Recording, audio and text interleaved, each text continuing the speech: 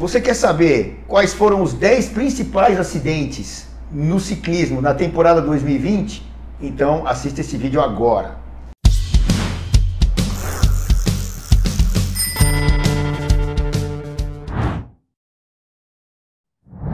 Tour de Flanders rolando, 3 caras na fuga, Julian Alaphilippe, Wout van Aert, Mathieu van der Poel, grande rivalidade do ciclocross, e aí uma moto diminui a velocidade, os 2 primeiros desviam e o Alaphilippe não.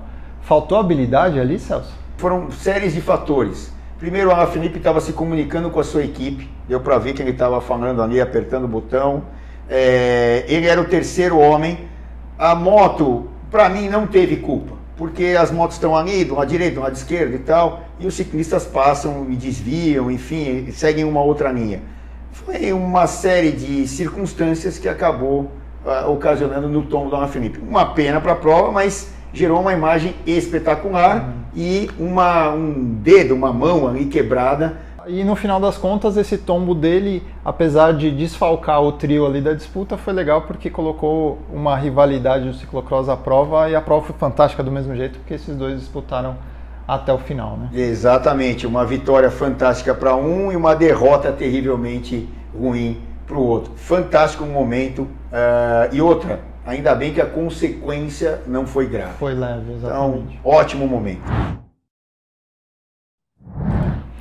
Agora, Evenepoel voando de uma ponte na Lombardia.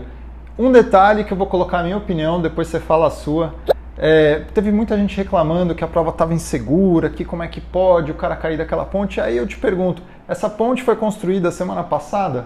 Ela tá lá o tempo todo, os caras treinam no percurso, eles sabem, e o cara simplesmente errou. Não teve uma interferência de um veículo ou de outro ciclista, ele estava sozinho naquele momento, errou a curva e caiu. Deu um azar danado que foi justamente na cabeça da ponte e ele caiu de uma altura grande, quebrou a bacia, né? Um acidente espetacular. O que você acha, Celso? Você acha que a prova está perigosa mesmo?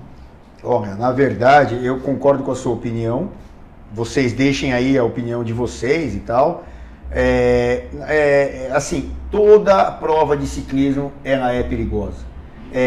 Se a gente for falar de Europa, que as estradas são muito estreitas, geralmente o piso é muito bom, né? Existem exceções. E ali é um lugar que normalmente é visitado pelos atletas, ou no próprio Giro de Lombardia, ou em treinamentos, enfim. É uma região ali super usada por muitos ciclistas. E o que aconteceu com ele justamente foi de uma maneira inusitada. Eu acho até que ele podia ter evitado, principalmente porque ele podia ter batido ali e ficado, mas ele foi catapultado, né? Ele foi arremessado. Então assim, e outra, por que ele caiu? Né? Vocês podem ver no vídeo aí, ele bateu e caiu, mas ele estava entre um pelotão e outro, o pelotão da cabeça da prova e o que ele tinha acabado de se destacar. E ele era um cara chave ali, era um cara do Sinic Quick-Stop, então ele queria tirar tempo. Então ele estava buscando o pessoal da frente, né? No próprio rádio a equipe o autorizou a acelerar, falou, você ficou um pouquinho atrás, tem que pegar o pessoal da frente. Então são uma série de circunstâncias que levam ao erro, e nesse caso um erro que poderia ter uma consequência muito mais grave. Graças a Deus é um tombo que a fratura ela é possível a recuperação, e outra, sem prejuízo nenhum para o decorrer da sua carreira. O Remco Evenepoel, para mim, é um dos melhores ciclistas já na atualidade, e ele vai ganhar muita coisa ainda daqui para frente. E já voltou a pedalar, tá inteiro.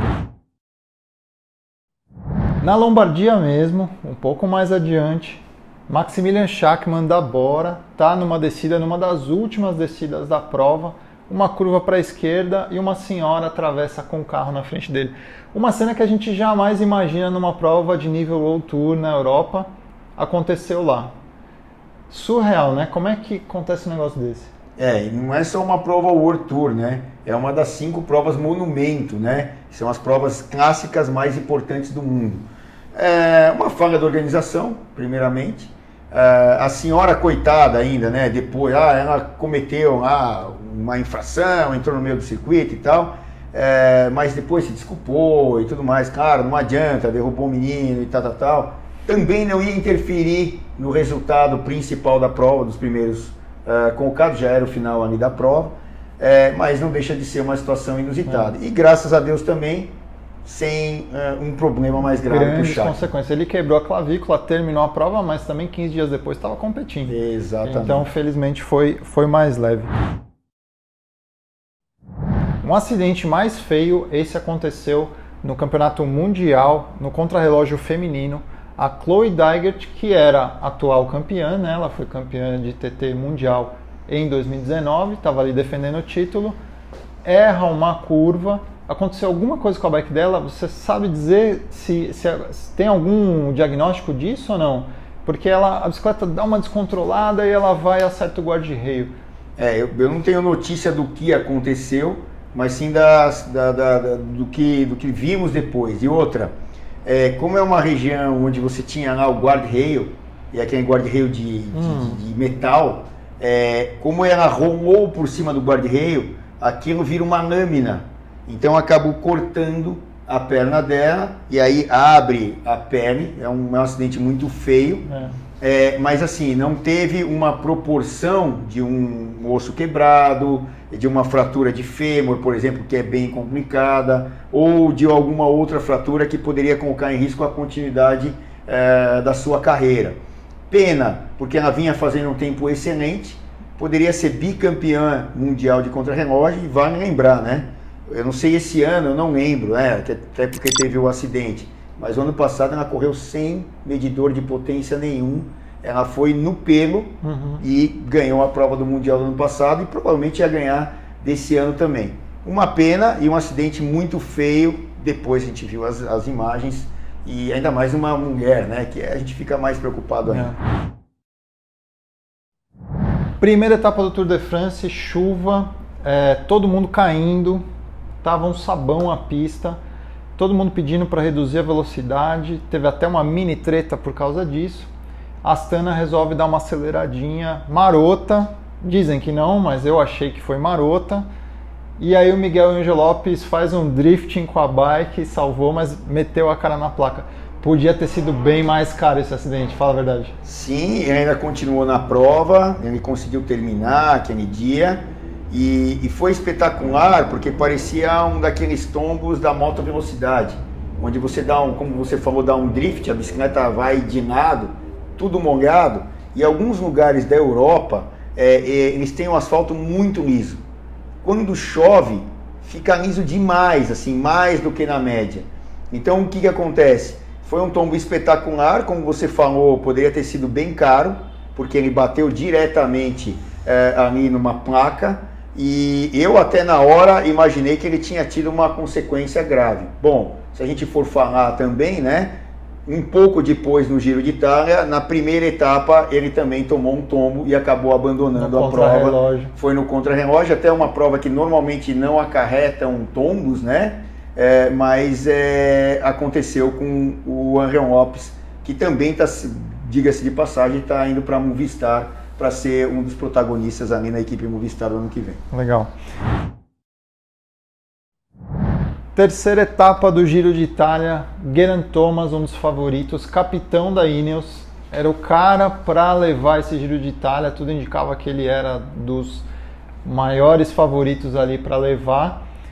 Começo de etapa, os caras estão na descida, garrafinhas cheias d'água, passam numa valeta, começa a voar a garrafinha para todo lado. E a falta de sorte com o Geraint Thomas, uma delas sobrou para baixo do pneu traseiro dele e abandonou a prova. Não foi tão simples, né? O cara foi até o final nesse dia, né? Exatamente, uma etapa de certa maneira longa, né?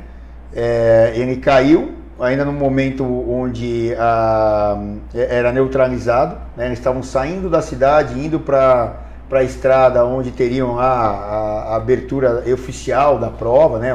Onde pode se atacar e tudo mais, ou seja, onde a prova começa realmente. E até tiveram uns 2 ou 3 filmes de ângulos diferentes ali, mostrando esse tombo do Geraint Thomas. Pareceu que não era um tombo mas estava rápido. Foi no começo da etapa. Essa coisa de estar com um monte de garrafas cheias. E aí acabou levando o cara que era o cara da Ineos, né, ou protagonista, ou capitão da Ineos, terminou ainda a etapa, mas no dia seguinte teve que abandonar, teve essa fratura na pelve, né, e acabou tendo que abandonar, infelizmente, mas por outro lado, né, a males que vem para bem, a males de um que vem para bem para outros, Theo Guggenhardt da Ineos acabou ganhando. Que seria gregário dele, acabou virando protagonista do Giro e ganhou.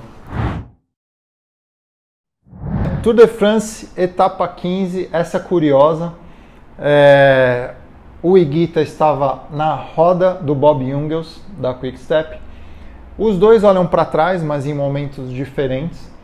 E nisso o Bob Jungels resolve sair da frente do pelotão para revezar. Só que na hora que ele sai, o Higuita também já tinha saído e ele cruzou, eu acho, de forma muito displicente. A manobra dele foi muito rápida, não deu chance de defesa para o Higuita e o Higuita foi com tudo no chão, meteu a cabeça no chão. Uma curiosidade é que o Higuita ainda levantou, seguiu e ele tomou um outro tombo, porque como ele machucou a mão dele, ele teve dificuldade de frear na entrada de um rotatório e caiu de novo. E aí começaram a achar que ele estava com concussão, que ele não estava conseguindo julgar direito a velocidade e acharam melhor abandonar. Um acidente horroroso também, né? Sim, um acidente que o que chama a atenção ali é a velocidade que ele estava. E outra, como você disse, ele não teve chance de se defender. E o pior, né? E como ele não teve chance de se defender, eu vou dizer até uma palavra aqui que no interior é muito usada, foi uma foiçada. Ele tomou uma foiçada, foi de uma vez só. Então o que acontece? Ele caiu desprotegido e bateu a cabeça. Então ele caiu com as mãos praticamente no guidão e pum, bateu a cabeça diretamente no solo. Porque ele bate e dá aquela ricocheteada. Que até é bom, porque se você bate e fica é pior, desacelera. Mas foi um tombo, como a velocidade era muito alta e sem conseguir se defender direito, as consequências do tombo, graças a Deus de novo, não foram as piores. Ele conseguiu se recuperar, tanto é que caiu de novo e tal, mas teve que abandonar o Tour de France. E a outra curiosidade desse mesmo dia é que o Bob Jungels, que deu essa fechada nele e tal, depois pediu desculpa e tudo mais, foi atropelado por uma ambulância, não a ambulância que estava levando o Sergio Higuita, mas uma ambulância que passou no meio da prova, não tomou cuidado com o cara, atropelou o cara, eles ali no grupeto, terminando a prova, atropelou o cara durante a corrida e tomou um tombo ali. Parece uma justiça divina, uma piada divina, né? Então, até eu estava acompanhando mais de perto esse ano o Giro de Itália feminino. E uma pena, né, esse tombo, porque foi no final de uma etapa que viria para a chegada, ela já tinha uma boa vantagem para as outras, iria ganhar o Giro de Itália tranquilamente, e teve um movimento muito sutil, e ela tocou na roda de uma outra atleta e foi para o chão. E o problema é que estava muito rápido e muito nervoso o pelotão, e era um lugar estreito, então uma série de fatores.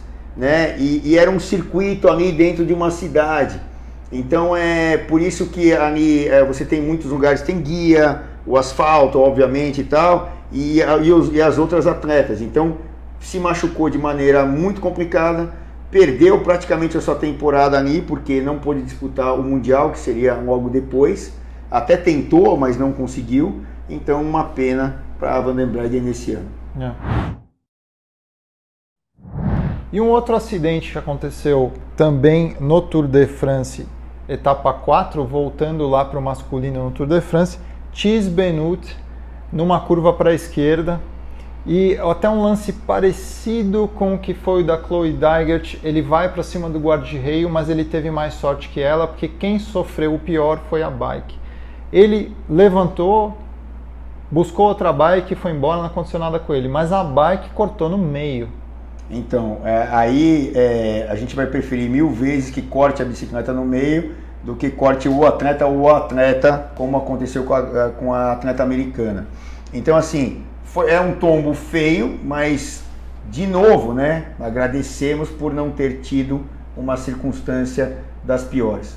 A bicicleta, você vai lá, troca, a equipe tem um monte de bicicletas, tá lá para isso, troca a bicicleta e ó, Benoît, manda brasa. Ele que já ganhou uma Estrada Bianchi.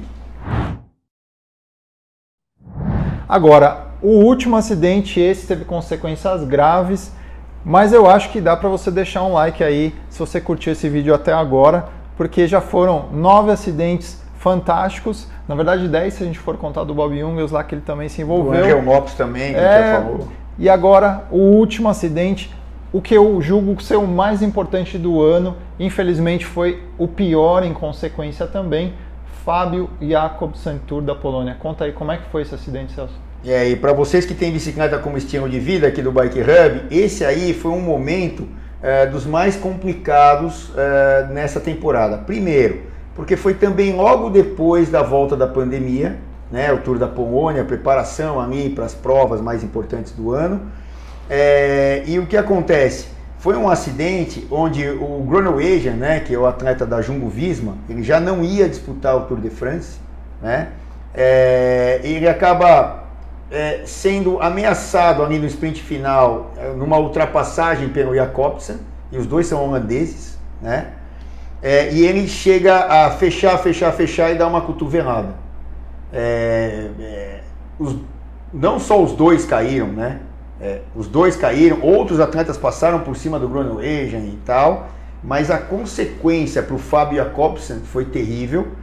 Alguns sites, de maneira até assim desumana, eu diria, irresponsáveis, acho que a palavra até é melhor, deram o Jacobsen como morto, algumas horas depois do acontecido. Graças a Deus não foi isso, ele foi transportado em estado grave e tal. A face dele, principalmente, foi completamente afetada, várias cirurgias. Um senhor que estava ali, se não me engano era um repórter ou tirando foto, alguma coisa assim, ele foi acertado também. E uma consequência desse tombo é uma consequência gravíssima, né? E outra, 2 pontos nesse caso, né? As imagens aí dizem por si e tal, muitas vezes vocês podem ver e rever, mas apesar do Groenewegen ser o cara que provocou esse tombo, a cabeça do cara também depois deve ter ficado muito ruim. Ele quebrou a clavícula, mas ele foi afastado preventivamente pela equipe e depois tomou uma punição, se não me engano foi de 6 meses, né? Só volta ano que vem. De 6 meses nessa temporada. Mas assim, graças a Deus que o Jacobsen saiu do perigo de vida, está fazendo um monte de cirurgias. Já está pedalando. Já está pedalando, já fazendo seus planos, é um cara super forte, do Scenic Quickstep, de novo aí, o Lefebvre e a sua mão, sabendo quem contratar, quem mexer, quem não mexer, mas não é passar a mão na cabeça, mas com certeza a Groenewegen destroçado, né? A sua mente completamente destroçada com tudo o que aconteceu e como aconteceu. Então, óbvio, cuidados maiores para o Jacobsen, mas eu não queria estar na pele de nenhum dos dois, nem de um, nem de outro, nem na parte física e muito menos na parte psicológica, mas foi um acidente com certeza espetacular. E aí você dá o like pra gente e aguarda o próximo vídeo, a gente se vê lá. É isso aí, tchau, tchau galera, obrigado, hein?